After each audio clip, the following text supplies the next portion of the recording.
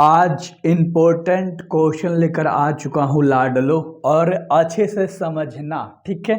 चलो सब बेहतर तरीके से समझना, क्योंकि ये पीवाई क्यूजेस वाले क्वेश्चंस हैं जो पीछे आपके आ रखे हैं, ठीक है। और ये इम्पोर्टेंट भी है जो ज़्यादा पेपर में दिखाई देते हैं, तो थोड़ा बेहतर तरीके से। किसके ना होने से सृष्टि गूंगी प्रतीत होती है, ये सवाल अगर आप पीछे देखोगे तो 5 to 6 ईयर आ चुका है 10 साल के अंदर में। तो वाक शक्ति के ना होने से सृष्टि गूंगी प्रतीत हो जाएगी, तो याद रखना वाक शक्ति, ठीक है। अगला सवाल जो कि दूसरा नंबर का सवाल है कि नाटक के प्रारंभ में होने वाले मंगल पाठ को क्या कहते हैं। तो नाटक के प्रारंभ में होने वाले मंगल पाठ को नंदी पाठ कहते हैं। ए नंबर का ऑप्शन आपका बिल्कुल सही है। आप मेरे से पहले बोल के ट्राई करो भैया, अगर मान लो गलत आपका हो जाता है तो मैं तो सही बात में बता दूंगा ना, तो उससे क्लियरिटी होगी मन के अंदर में कि मैंने इतना सही करा, गलत हो गया था तो हमारे अंदर एक जुनून आएगा कि मैं इसे अब सही करूंगा, राइट करूंगा, ये दिमाग में आपके चलेगा, ठीक है। टाइम याद रखना, 6 बजे और 7 बजे ऑब्जेक्टिव देता हूँ। बातचीत से मन किस प्रकार का हो जाता है। तो बातचीत अगर कर लेते हो ना, किसी से बात कर लेते हो तो मन हल्का और स्वच्छ हो जाता है, बिल्कुल रिलैक्स फील करते हो, टेंशन वेंशन सब खत्म होता है। बी नंबर का ऑप्शन सही है। देख रहे हो कितना इंपॉर्टेंट सवाल है। इसलिए बोलता हूँ कि एक ट्रस्टेड चैनल से पढ़ने में और एक रैंडम कोई भी चैनल से पढ़ने में बहुत फर्क है। तो ये केवल बोर्ड के लिए प्रिपरेशन में कराता हूँ, आपको पता है। रॉबिन्स क्रूसो को कब तक मनुष्य का मुंह देखने को नहीं मिला था। 16 वर्ष तक ना, 16 वर्ष तक मनुष्य के मुख देखने को नहीं मिला था रॉबिन्स क्रूसो को, याद रखना रॉबिन्स क्रूसो को, ठीक है। चलिए अगला 5 नंबर सवाल है लाडलो, बोलने से ही मनुष्य का साक्षात्कार होता है। तो ये बात किसने कहा था कि मनुष्य अगर बोलता है ना तो उसके रूप के बारे में हम जान पाते हैं। ये बात वेन जॉनसन ने कहा था। कभी कभी वेन ऐसे भी लिखा रहता है ना, तो कभी ऐसे बिंदु वाला भी दे देता है। तो याद रखना ए नंबर का ऑप्शन आपका बिल्कुल सही है, वेन जॉनसन। बस नाम याद रखो ना यार, क्या फर्क पड़ता है कि ऑप्शन में क्या है, आंसर केवल पता होना चाहिए क्वेश्चन का। गुलेरी जी के प्रमुख निबंधों के नाम बताना है। गुलेरी जी ने देखो कछुआ धर्म कुंडिंगल संस्कृत की तिपकारी सब लिखा है, मरेसी मोही कुठाव पुराणी हिंदी भी लिखा है, और देवनाम प्रिय भी लिखा है। तो इनमें से सभी डी नंबर का ऑप्शन सही हो जाएगा। डी नंबर का ऑप्शन लाडलो आपका बिल्कुल सही हो जाएगा, ठीक है। चलो किन विषयों पर गुलेरी जी ने लेखन किया है। किन विषय पर गुलेरी जी ने लेखन का काम किया है। प्रचार्य विद्या इतिहास पे, पुरातत्व भाषा विज्ञान पे, और सममायिक विषय पर भी, यानी सभी हो जाएगा। इनका भी डी नंबर का ऑप्शन सही है। तो ये सभी वाला और कोई भी नहीं वाला ऑप्शन ज़्यादा देता है। हिंदी में 8-9 को आपको देखने को मिल जाएगा, याद रख लेना। तो इसलिए क्लियर तरीके से आपको याद करना होगा। गुलेरी जी ने किन पत्रिकों का संपादन किया है। 4 गो ऑप्शन, 3 गो ऑप्शन मान लो आपको दिख रहा है, इन 3 में से बता दूं तो समालोचन काशी नगरी प्रचारणी पत्रिका को संपादित किया था गुलेरी जी ने, ठीक है। रामधारी सिंह सॉरी गुलेरी जी ने, याद रखिएगा, ठीक है। गुलेरी जी ने, ए नंबर का ऑप्शन आपका बिल्कुल सही है लाडलो, ठीक है। चलो अगला सवाल देख लो, 9 नंबर। उसने कहा था किस प्रकार की कहानी है। देखो 4 गो ऑप्शन दिख रहा है, थोड़ा सा स्टाइल में लिख दिया है। तो उसने कहा था एक चरित्र प्रधान कहानी है ना, याद रख लेना।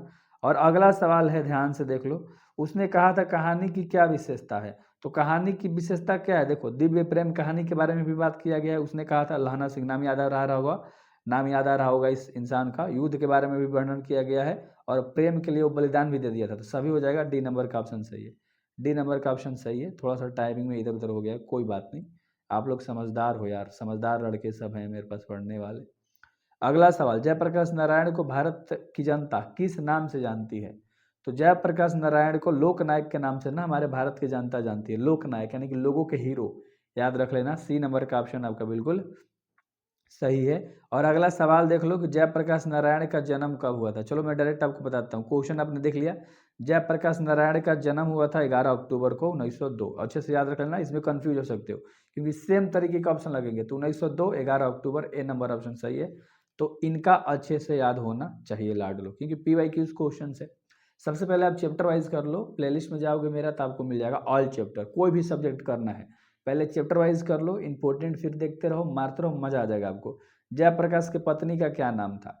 तो जयप्रकाश के पत्नी का नाम था प्रभावती देवी। सी नंबर का ऑप्शन आपका बिल्कुल सही हो जाएगा। सी नंबर का ऑप्शन आपका बिल्कुल सही होगा। अगला सवाल, जयप्रकाश नारायण को भारत रत्न की उपाधि कब दी गई थी। तो जयप्रकाश नारायण को भारत रत्न की उपाधि 1998 में दी गई थी। बी नंबर का ऑप्शन सही है, ठीक है। अगला सवाल जो 15 नंबर का सवाल है, जयप्रकाश के बचपन का क्या नाम था। जयप्रकाश के बचपन का नाम था बाउल। सी नंबर का ऑप्शन सही है। सी नंबर का ऑप्शन सही है। और अगला सवाल है, अर्धनारीश्वर में किस गुण का समन्वय है? यानी अर्धनारीश्वर के बारे में बात किया गया तो आधा नारी आधा पुरुष, उसी को तो अर्धनारीश्वर बोलते हैं। सी नंबर का ऑप्शन सही हो जाएगा लाडलू, सी नंबर का ऑप्शन सही होगा। अगला सवाल 17 नंबर, दिनकर जी की पहली काव्य पुस्तक कौन सी है? यानी दिनकर जी ने सबसे पहली बार क्या लिखा था? प्रणभंग। याद रख लेना, बस पहली याद रख लो, पहली बार, ठीक है, जो पहली काव्य पुस्तक था दिनकर जी का। और अर्धनारीश्वर शंकर और पार्वती का किस प्रकार का रूप है? कल्पित, यानी कि आधा आधा। याद रख लोगे ना, यानी मिला हुआ। चलो याद तो आपको हो गया बेहतर तरीके से। टाइम नहीं लगाऊंगा, 6 से 7 से 8 मिनट में मैं वीडियो खत्म कर देता हूँ। रिलैक्स गाइस, ये भी खत्म हो जाएगा। दिनकर जी का जन्म कब हुआ था? तो दिनकर जी का जन्म हुआ था 23 सितंबर 1908 को। और बहुत सारे बच्चे बोलते हैं कि मेरी पढ़ाई तो बिल्कुल नहीं हुई है भैया, क्या ऑब्जेक्टिव से निकल जाएगा? तो मेरे पास एक आइडिया है आपके लिए, मैंने 5 सब्जेक्ट का डिटेल नोट्स बनाया है और एक ग्रुप बनाया है लाडलो, है ना, जिसमें मैं आपको ऐड कर दूंगा, जिसमें आपको वीवीआई क्वेश्चन मिलता रहेगा। तो इसमें नोट्स भी मिल जाता है, वीवीआई क्वेश्चन गाइड भी कर देता हूँ, मात्र इतना लगता है। अगर आप व्हाट्सएप कर सकते हो तो करके, है ना, आराम से ले सकते हो, वरना आपका मन भाई। आप देखो वीडियो पे आते हैं। मालती का पति क्या है? मालती का पति क्या है? एक डॉक्टर है, ए नंबर का ऑप्शन सही है। मालती का पति एक डॉक्टर था, है ना, आपको पता है। और अगला, अज्ञे जी के पिता का क्या नाम था? अज्ञे जी के पिताजी का नाम पूछ रहा है, doctor Hiranand Shastri. C number का सही ऑप्शन, ठीक है, सी नंबर का ऑप्शन सही है लाडलो। अगला 23 नंबर, मालती किस कहानी की पात्रा है? तो मालती जो लड़की है ना, वो कौन सी कहानी में बात किया गया है लाडलो? बता दो। चलो ये ऑप्शन में देता हूँ, ये तो बहुत आसान है, ये तो बहुत आसान है। मालती किस चैप्टर में बात किया गया है? अगला सवाल 24 नंबर, बचपन में खेलने के लिए सचिदानंद हीरानंद वत्सन अज्ञे ने कौन सा नाटक लिखा था? तो वो लिखा था इंद्र सभा, ठीक है, अच्छे से याद रख लेना। अगला सवाल के ऊपर बात करेंगे 25 नंबर, रोज शीर्षक कहानी में मालती मिट्टी का बर्तन गर्म पानी से क्यों धो रही है? जे नहीं, क्यों धो रही है? तो 25 का ऑप्शन नंबर हो जाएगा दही जमाने के लिए, डी नंबर का ऑप्शन सही है, ठीक ना। अगला सवाल ध्यान से देख लो, 26 नंबर, जयशंकर प्रसाद जी की कितनी वर्ष के थे? मतलब जब शंकर प्रसाद जी कितना वर्ष के रहन जब पिताजी के मृत्यु हो गई रहे? तो 26 का ऑप्शन नंबर ए हो जाएगा, 12 वर्ष के जब थे तब पिताजी इनके चल बसे थे, याद रख लेना। 27 जो कि बहुत इंपॉर्टेंट है, very very very very very very very very important है, कि कंकाल क्या है? कंकाल क्या है? कंकाल एक उपन्यास है, और ये आपके दिमाग में छप जाना चाहिए इसका आंसर। कंकाल एक उपन्यास है, दिमाग में आंसर छप जाना चाहिए। कामायनी प्रसाद जी की किस प्रकार की लेखनी है? तो कामायनी एक प्रबंध काव्य है, बी नंबर का ऑप्शन सही है, बी नंबर का ऑप्शन सही है। अब तक सब्सक्राइब नहीं किया, क्या कर रहे हो लाडले, सब्सक्राइब कर लो ना, सब मिलता है। प्रसाद जी का जन्म कहाँ हुआ था? प्रसाद जी का जन्म कहाँ हुआ था?